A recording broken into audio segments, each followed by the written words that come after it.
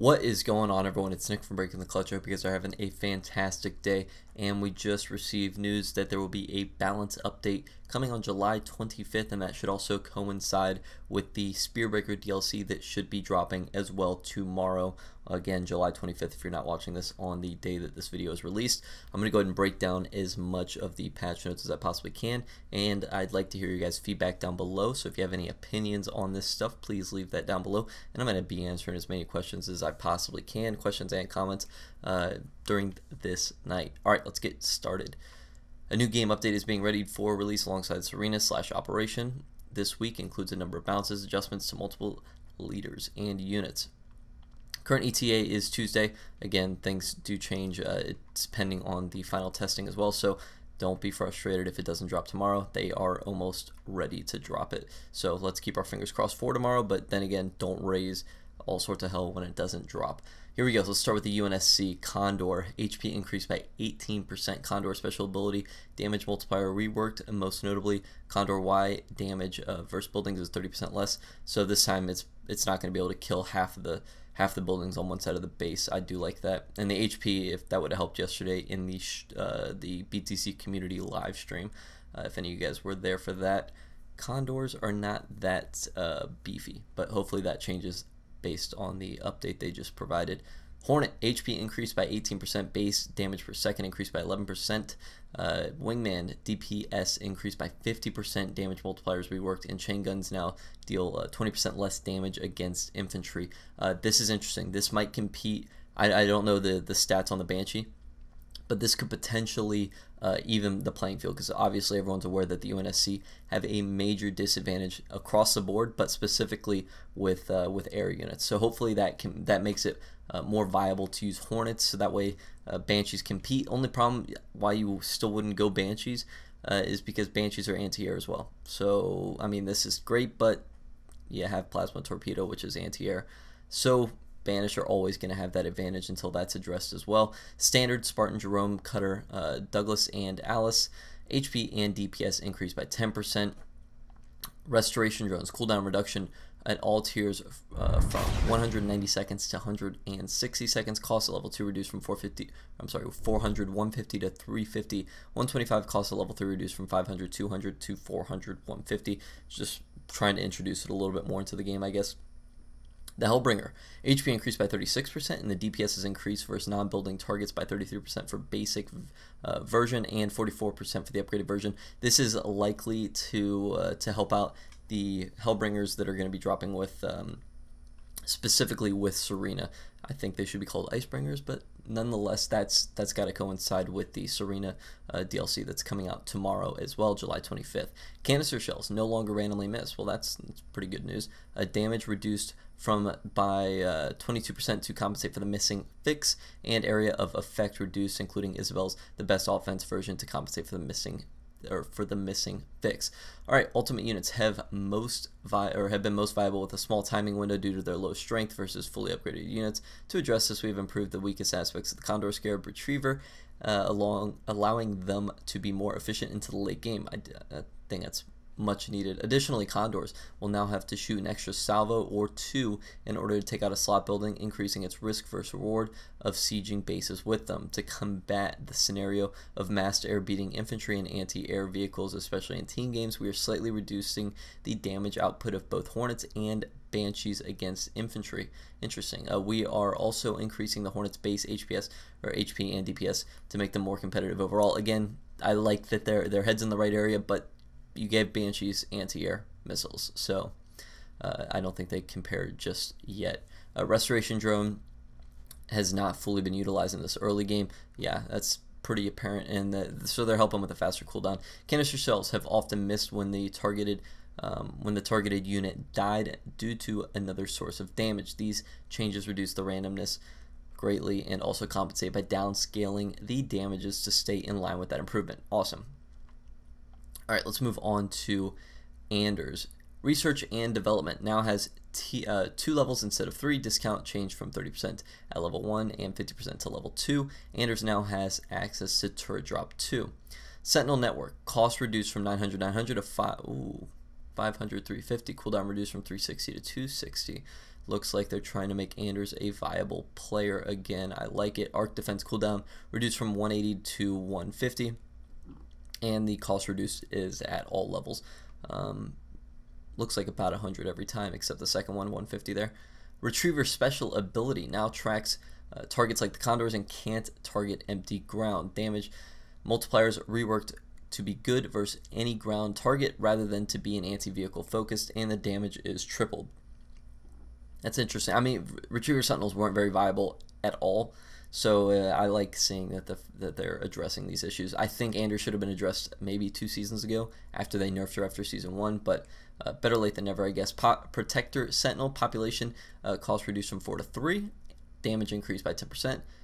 Weapon multipliers on attached sentinels now match the main weapon. This helps them against vehicles. Added area of effect to the special ability stun. Yeah, Anders has been in need of a balancing adjustment, and we're improving her situation with this patch. Yeah, you don't say. Because Sergeant John, there's a ton of leaders in this game that just aren't viable in the current meta. So let's see if Sergeant Johnson is also addressed, because I think he does have potential. All right, Sergeant Johnson, bunker drop. Cooldown reduced from 120 to 90. Population cost reduced from 3 to 2. HP increased by 8% at both levels. Bunker shows selection decals. Siege drop turret lifespan increase at both levels from 60-80 to 90-120. Digging in also reduces the cooldown of turret and bunker drops. Pelican transport. I think Forge is the only other leader with Pelican transport as well. So cost reduced from 200 to 100. Cooldown reduced from 150 to 100. Max distance increased for both levels by 22 and 16%. Respectively. Colossus weapon range increased by 20%. Johnson has not been performing as strongly as he should be, and these adjustments boost his core benefits and playstyle. Since a buff to his mechs in the Icons of War update, we have wanted to give him more time for players to explore him and discover his strengths and weaknesses before adjusting him further. Totally understandable. All right, Forge. Oh, by the way, there are 3 parts of this this patch list, so buckle down. We've got a little bit more to go here. Forge, who has also, in my opinion, been just awful since season 1. But let's see if they address some of the things that concern him. Pelican transport looks like the same bit right there from Johnson. Scatterbomb projectiles arrive much faster. It's funny because Ryan and I were just talking about this yesterday during our BTC community live stream. This needed to be addressed. Scatterbombs just take forever. The first one drops, and then a couple seconds later the second one drops. You're already out of that area. In the area of effect is more accurate. Cooldown reduced from 200 to 185, not a big deal there. Supply cost reduced at both levels from 450 to 350 and from 525 to 450. Level 1 and 2 damage increased by 10%. Vehicle drop level 2 reduced from 1800 to 1700. Warthog veterancy reduced from 3 to 2. Kodiak veterancy reduced from 3 to 2. Forgehog HP increased by 16%. Special ability damage increased by 300%. Targeting icon no longer shows up when targeting air. Forgehog's upgraded Aurora now provides improved bonuses, including a 10% speed buff. I like that. Grizzly population cost reduced from 11 to 10. Special ability area of effect increased by 60%. Damage increased by 30%. Building multiplier reduced to compensate. Now, I like where things are heading again with Forge. I just don't know if Grizzlies are going to be viable still. I'm not buying it yet. I guess the population, the special ability increased by 60% and the damage increased by 30%. A good sign. But the 11 to 10 still, that's not doing it for me. I'm gonna steer clear of going Grizzlies as of right now, but we'll see where that takes us a little bit later into season 4. Kensano, here we go. A lot of people's favorite leader. Flamehog drop veterancy reduced from 2 to 1. Hell drop level 1 veterancy reduced from 2 to 1. Kensano Cyclops basic weapon DPS increased by 11%. Flamewall DPS increased by 33%. Upgraded version DPS increased by 32%. Now, with this, specifically with the Hell drop, this again might be to kind of level things out with Serena's Hellbringers, I should say, not just Hell drop, but they do drop in Hellbringers, so this might be to balance things out between her and Serena right away. Jerome the Mastodon. HP increased by 10%, speed increased by 9%, cost reduced from 400/100 to 375. All Inspire effects reduced by from 15% to 15% damage mitigation and 15% damage buff to 12% each. Boost to the Mastodon in key areas will help performance on the field as well as reduce its strain on the economy, making it more accessible as an infantry support unit. I still don't see the viability with it. I like the idea of it. I personally haven't seen it from any of the top players, but I could be mistaken. This could turn out to be something of use, but I'm just not seeing it just yet. Cutter's raid speed bonuses reduced at both levels from 1544 to 1225. Cyclops and Cyclops drop and orbital battle group veterancy reduced from 3 to 2. ODST demolition charge damage versus buildings reduced by 40%. This is this should have been addressed a long time ago, but I'm glad it's being addressed now. The ODST are able to drop in pretty much C4 if I had to guess, and they rock buildings. Last part, guys, here we are. We've got Banished now. Banshees, Fuel Rod, deal 30% less damage versus AA vehicles and 30% less versus infantry. Plasma cannons now deal 20% less damage to infantry. Does this put them on the same, because you heard my concerns earlier with the Hornet, does this put them at the same field or put them in the same category? I'm still not buying it. Banshees are anti-air.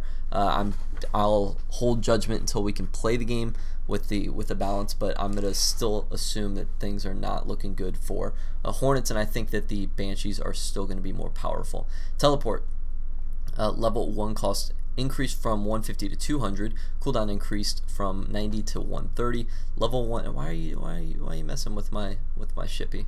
Why are you doing that? Level 1 max distance reduced by 30%, shortened minimum distance to make it easier to cast. Scarab beam DPS increased by 21%.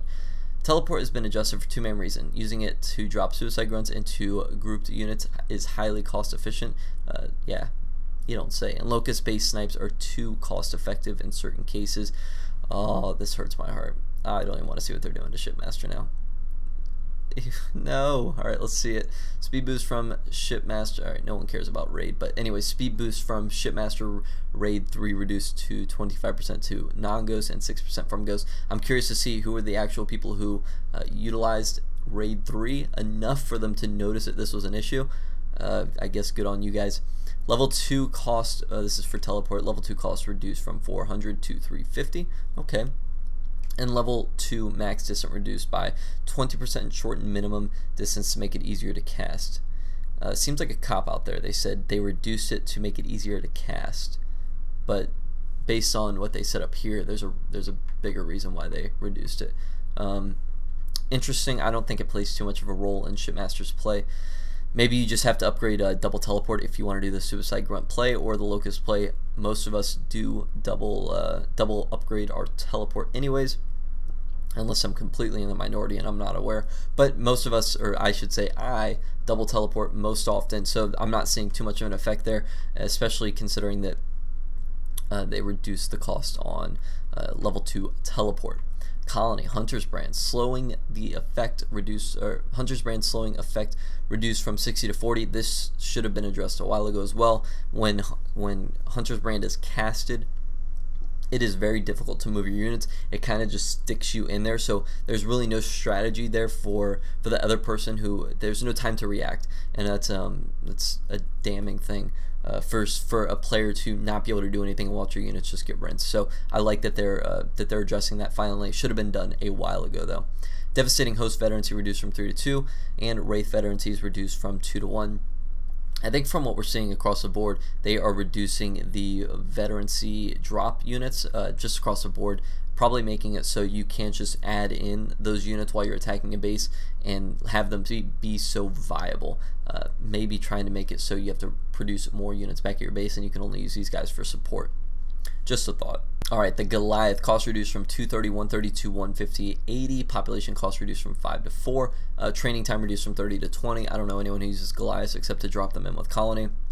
Or, well, obviously to drop them in with Colony. But I don't know anyone who actually uses them and puts them in as a mix in their build except to drop them in. So, that's fine, I guess. Colony drop, supply cost reduced from 500 to 400, Goliath veterancy reduced from 2 to 1. That keeps it the theme we just talked about. Living barrier lifespan increased for both levels from 180 240 to 240 300. Cooldown reduced from 120 to 90. HP increased at both levels by 25% and increased by 37.5 at level 2. Living barriers appear on minimap and show selection decals. I like that.